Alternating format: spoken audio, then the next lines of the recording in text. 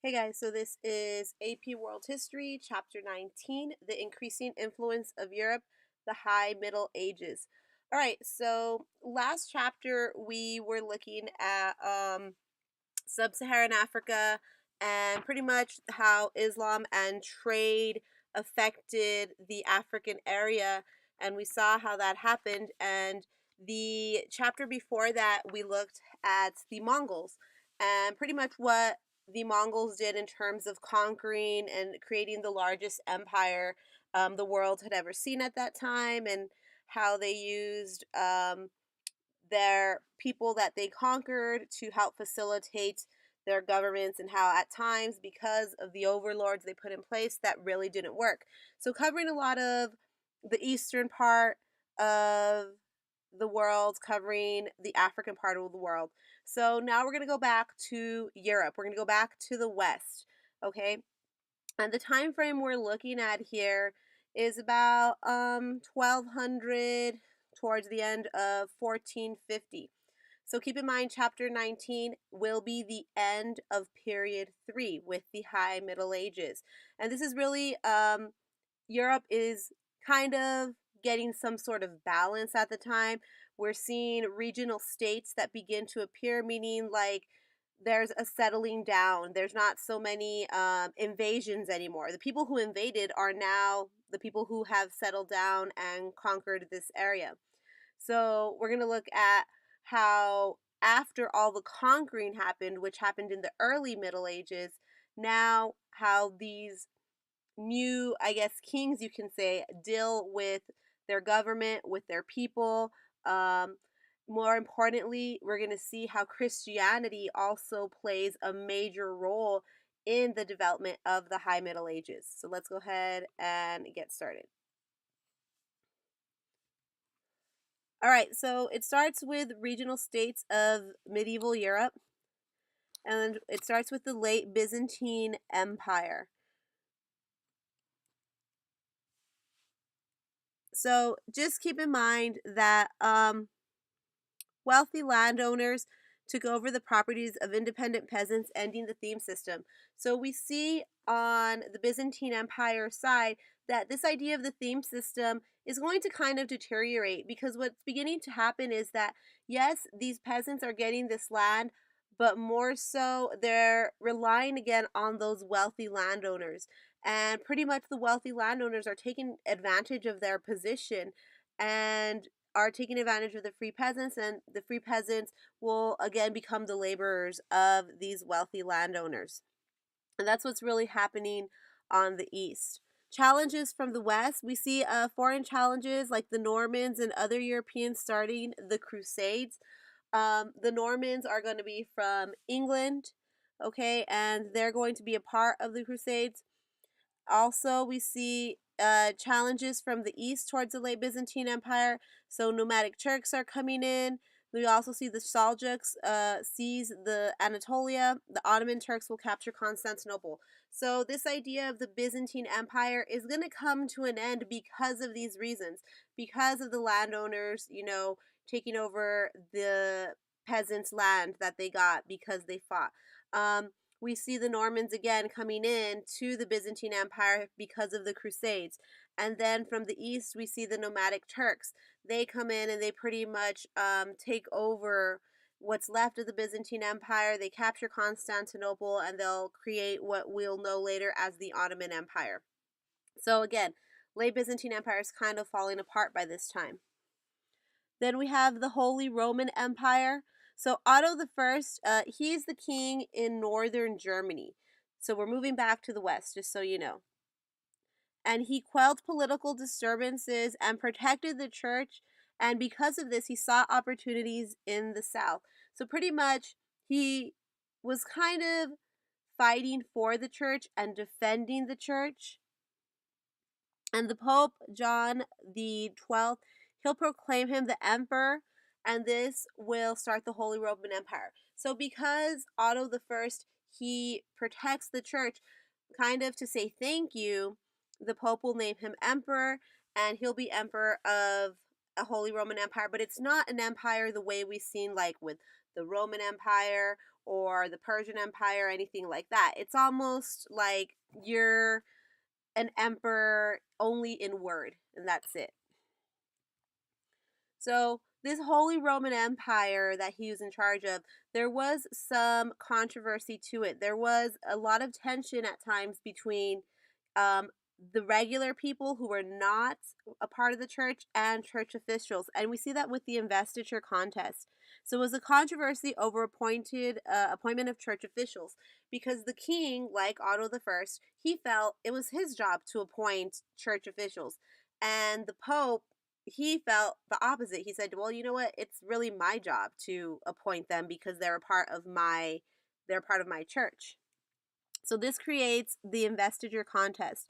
And so lay investitures, like I said, lay the rules to select the church officials, and Pope Gregory the Seventh, he will put a stop to this because that's what was happening. The king was appointing these people, and so the Pope, again saying no, it's not your job, pretty much ends it, and it creates this kind of like controversy. And it also shows the power that the church had, to overrule what the king was doing.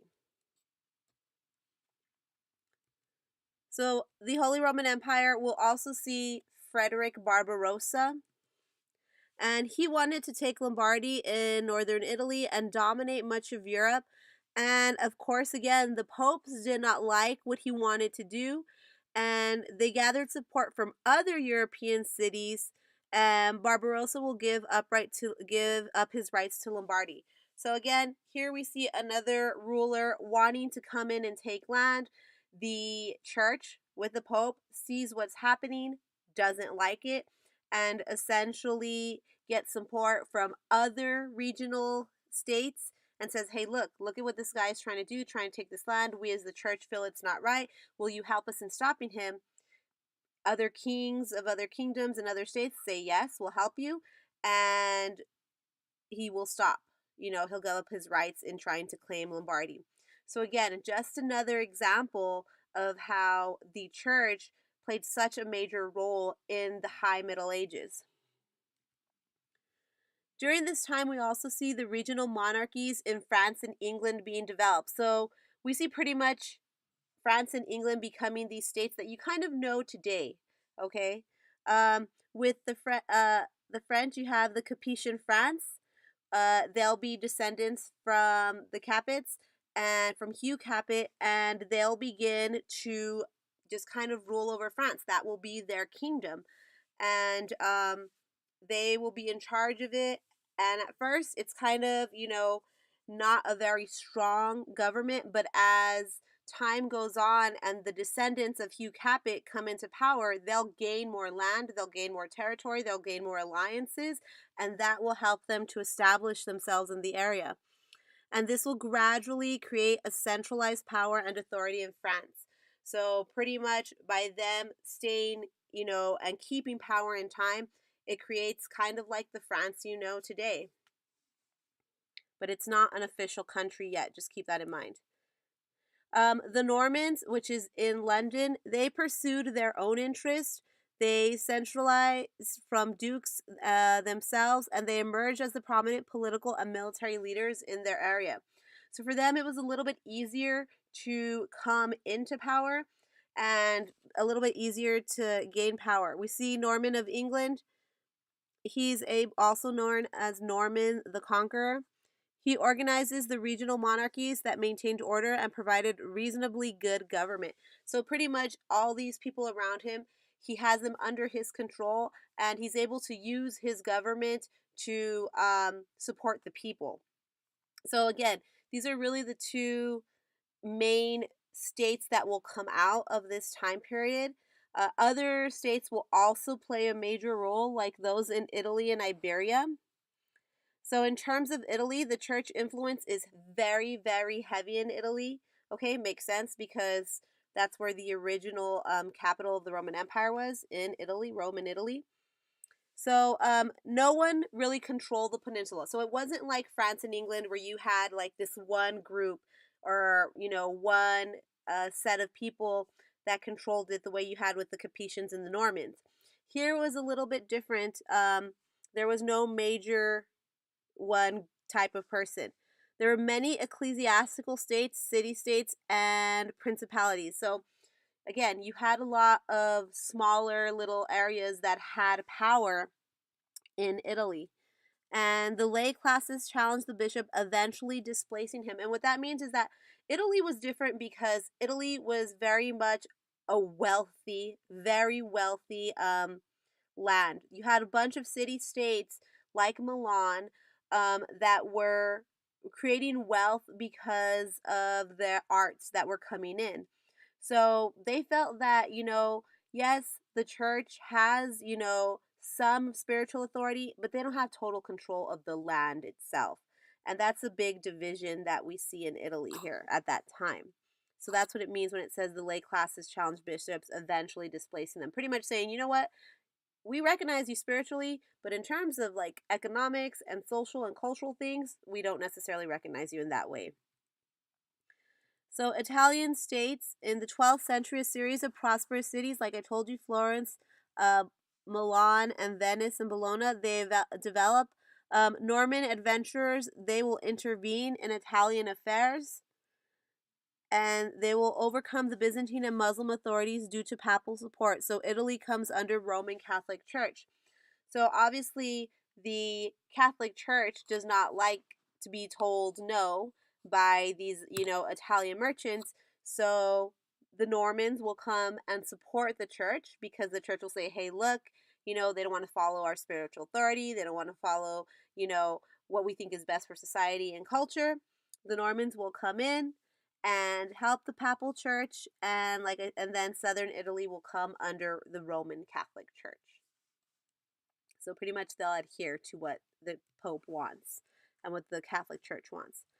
We also see the Christian Muslim state in Iberia, and just so you know, Iberia is Spain and the peninsula, the Iberian Peninsula. So the other part of the Iberian Peninsula is Portugal as well.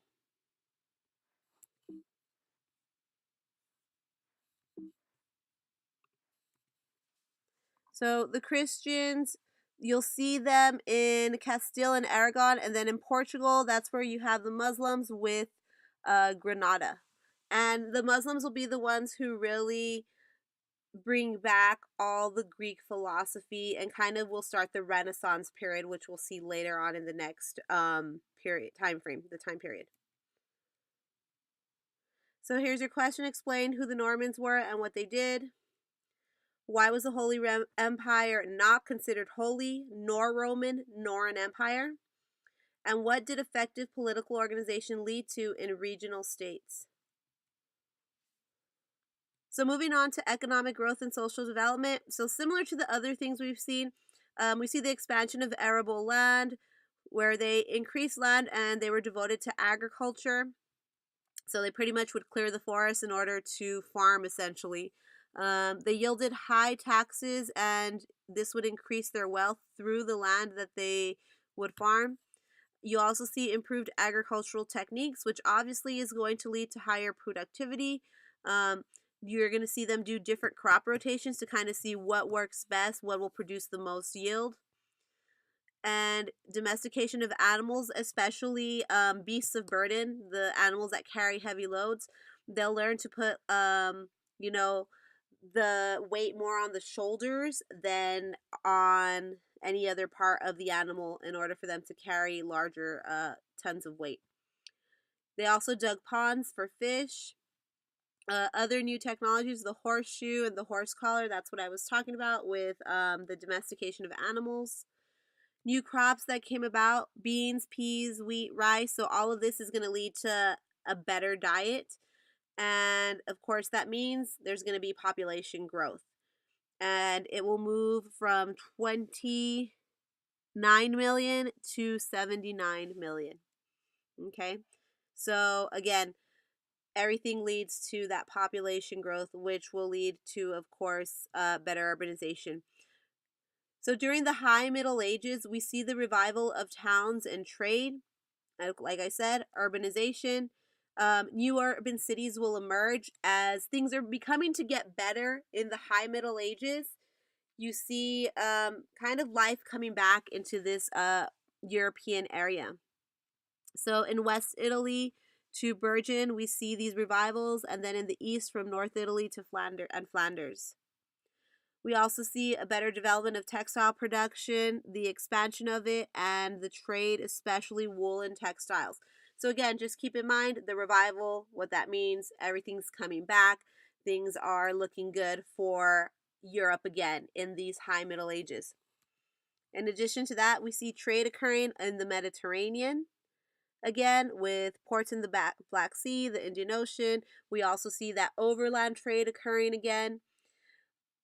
There's also a new trading area, the Hanseatic League, which is near the Baltic Sea and the North Sea.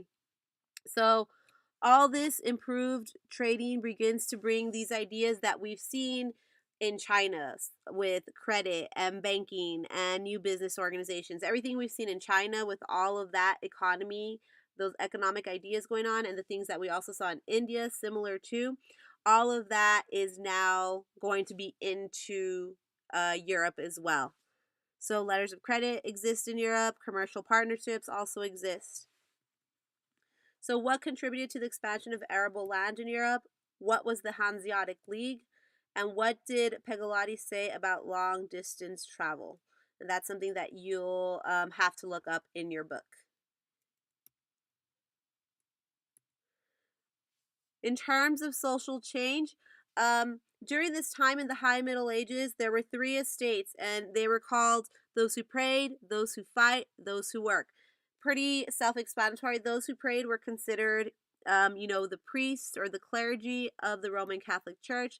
Those who fought were considered the knights. Not necessarily the knights. They don't really exist anymore, but the ranks of the nobles who some did become knights. And then those who work, that was the majority of people, and the majority of people were peasants. So prayed, fight, work. So we see this idea of chivalry develop during the High Middle Ages. And this idea really develops because in the High Middle Ages, there's not a lot of major wars that are occurring in terms of vying for land necessarily. Like we see the Capetians, they got France. We see the Normans, they got London, they got England. We see the Italian states under papal control. We see the Germanic states under papal control.